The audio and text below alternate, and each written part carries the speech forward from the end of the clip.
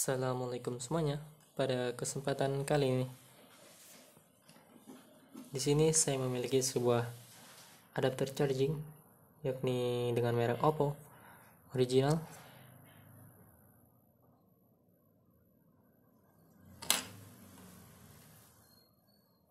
Dengan spesifikasi output adalah 5 volt 2 ampere. Dan kali ini saya akan membongkarnya. Sebetulnya saya sudah membongkar ya mengenai USB charging.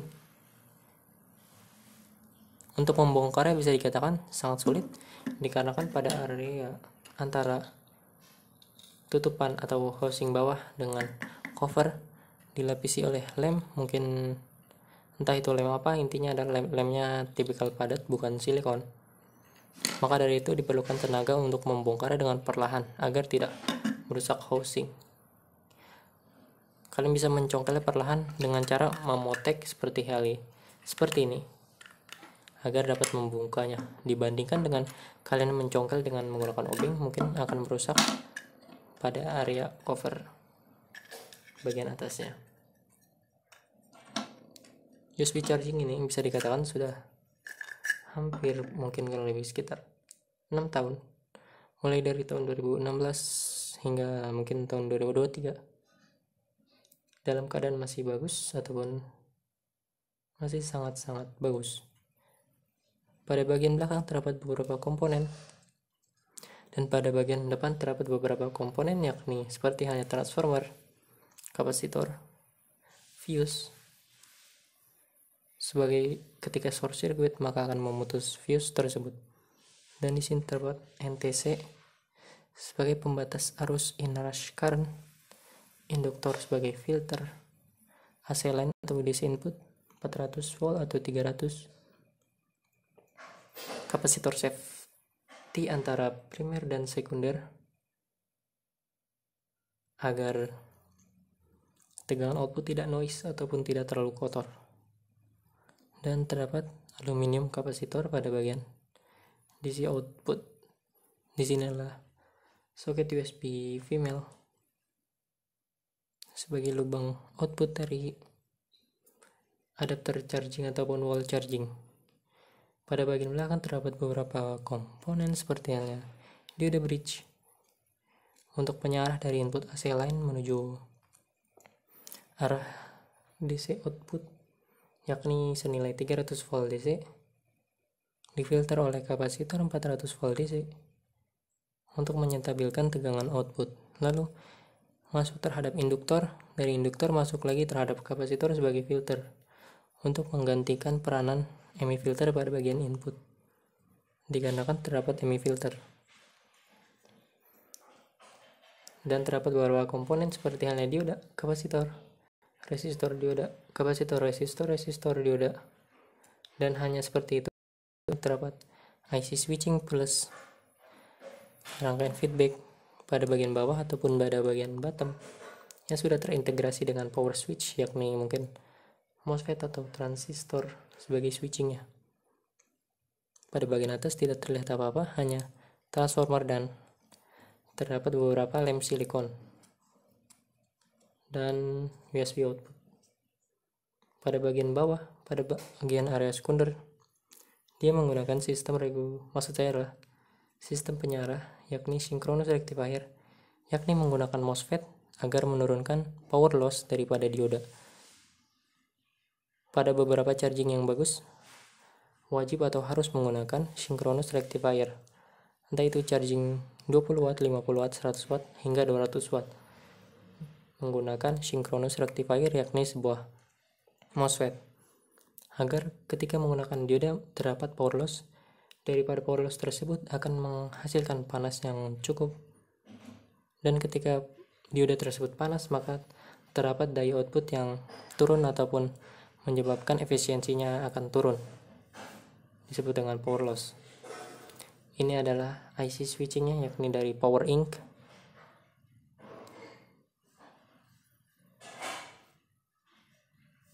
Cukup kecil sekali dan menurut saya ini cukup bagus. Sebuah modul ataupun USB charging original dari Oppo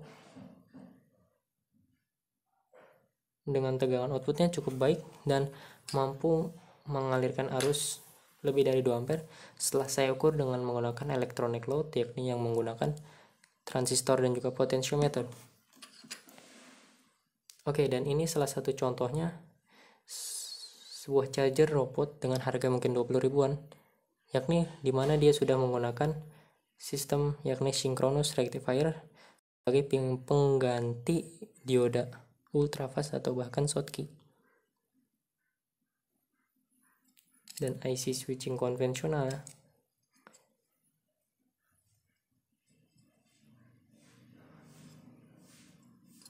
Mengapa menggunakan MOSFET sebagai sinkronus? Mungkin itu lebih baik dibandingkan menggunakan sebuah dioda konvensional seperti halnya dioda Schottky, dioda ultrafast, dan dioda lainnya untuk menaikkan nilai efisiensi dan menurunkan power loss. Di sini saya akan membahas mengenai mungkin membuka datasheet daripada IC ini, yakni IC PWM plus IC switchingnya yang sudah terintegrasi jadi satu dan terdapat signal output menuju arah MOSFET synchronous rectifier. Berbeda dengan ini, di mana dia mendapatkan signalnya dari output transformer langsung, bisa dikatakan yakni self-driven synchronous rectifier.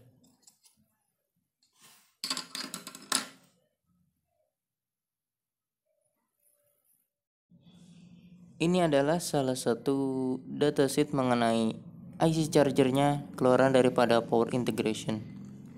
In a switch channel family, di sini menjelaskan mengenai kelebihan beserta beberapa pengujian seperti halnya signal, output, dan juga referensi skematik, beserta penjelasan seperti halnya pengetesan pengujian yakni dites dengan high potential tegangan tinggi 6 kV DC pada waktu 1 detik dan pengaplikasiannya seperti halnya charger untuk smartphone, high efisiensi, dan lain-lainnya.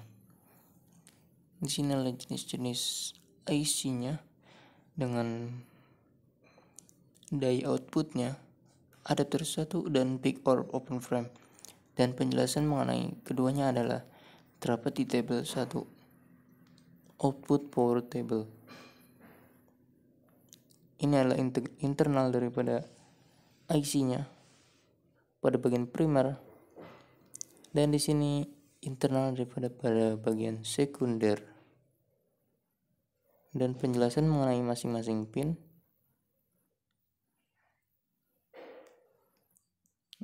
Bentukan daripada IC-nya dengan packaging yang sangat kecil.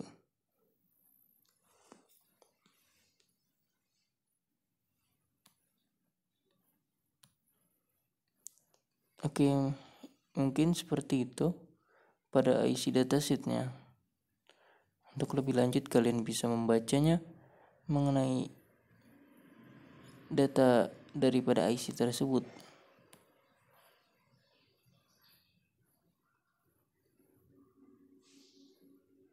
Inilah referensi pembuatan PCB-nya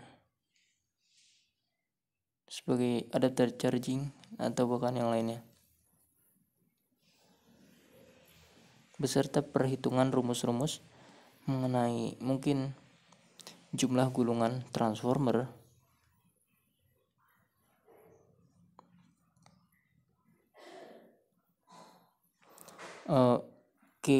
kurang lebih seperti itu penjelasan mengenai dataset IC charger. Oke, mungkin kurang lebih seperti itu mengenai sebuah adapter charging. Dan di sini saya memiliki yakni sebuah PCB dari sebuah charging adapter fast charging yang mengeluarkan tegangan 9 volt DC 1,5 ampere dari sebuah HP yakni Mi 4C. Mengapa sebuah fast charging mengeluarkan tegangan yang begitu tinggi? Mungkin ini diakibatkan atau dikarenakan Semisal ketika menggunakan sebuah fast charging dengan anggap saja daya 100 watt dengan tegangan tetap yakni senilai 5 volt dengan arus hampir 20 ampere, maka dibutuhkan kabel yang begitu besar. Maka dari itu digantikan dengan dinaikkan tegangannya dengan arus hanya 5 ampere. Dan setelah masuk terhadap HP ataupun smartphone, dari tegangan 20 volt tersebut akan diturunkan atau di step down menggunakan synchronous buck converter untuk mendapatkan arus yang besar agar mempercepat pengisian baterai tersebut.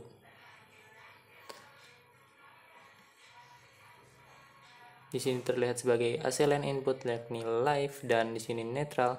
Di sini kapasitor AC line input, ME filter, dan di sini adalah sebuah fuse. Ketika terjadi short circuit akan memutuskan fuse. Di sini adalah diode bridge rectifier yang dilengkapi dengan kapasitor filter DC 300 volt DC. Lalu terdapat MOSFET switch yakni N channel dan transformator utama. Pada bagian sisi yakni sekunder atau cool side terdapat dioda Schottky atau mungkin ultrafast 3 kaki dengan packaging TO220 sebagai penyarah.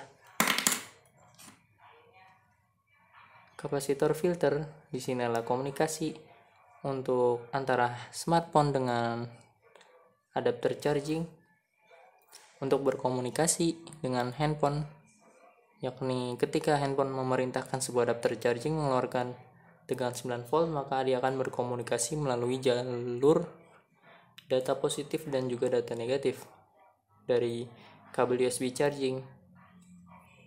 Dan pada bagian bawahnya terdapat beberapa komponen mulai dari IC PWM.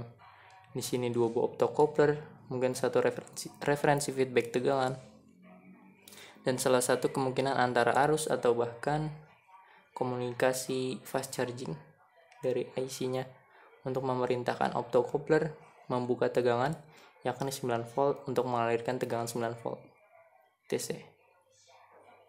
Pada beberapa adapter charging original ada yang menggunakan synchronous rectifier dan yang tidak menggunakan dioda biasa, ya seperti halnya Schottky ataupun yang lainnya atau ultrafast.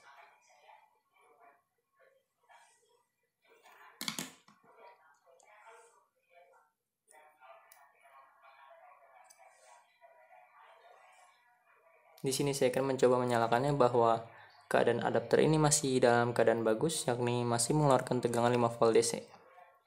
Tentunya dengan input AC line 220 volt AC.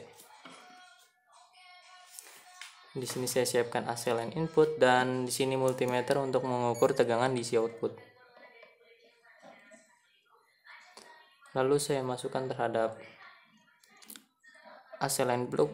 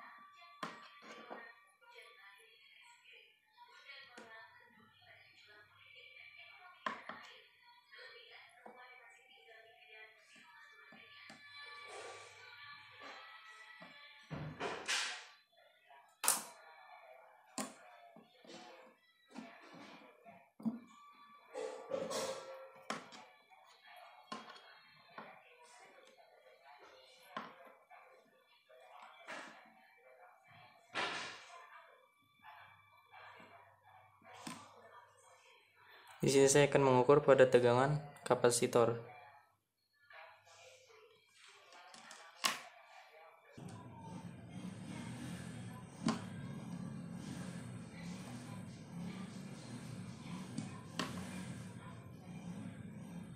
Oke, terlihat di sini dia masih mengeluarkan tegangan yakni senilai 5 volt DC, bahwa keadaan tegangannya masih dalam keadaan normal.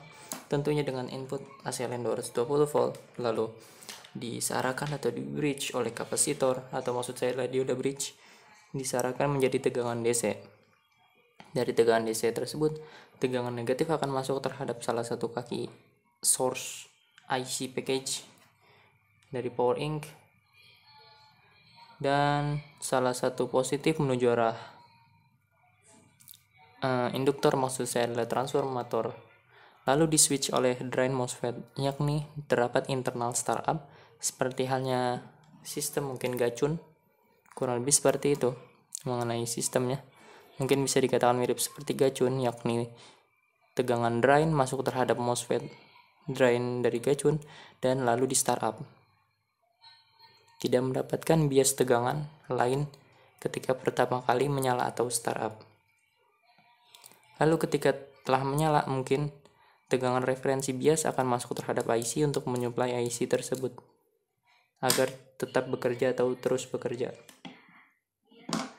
Oke, mungkin kurang lebih seperti itu mengenai adapter charging. Terima kasih sudah menonton, semoga bermanfaat.